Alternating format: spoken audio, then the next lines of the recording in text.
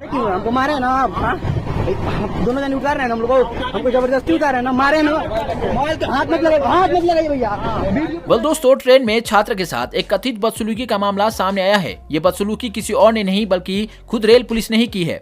Video के caption में किए गए दावे के मुताबिक वो छात्र ट्रेन में यात्रा कर रहा था। पुलिस वालों ने न सिर्फ उसके साथ बदतमीजी और मारपीट की बल्कि उसे जबरदस्ती ट्रेन से उतारने की कोशिश की और उसका फोन भी छीनने की कोशिश की। अब यह वीडियो सोशल मीडिया पर आग की तरफ फैल रहा है और लोग सवाल उठा रहे हैं कि जब रक्षा की भक्षक बन जाए तो क्या ही करे। रेलवे में सुरक्षा को लेकर बार बार सवाल उठते रहे हैं, लेकिन रेल मंत्री सिर्फ रील बनाने में व्यस्त रहते हैं।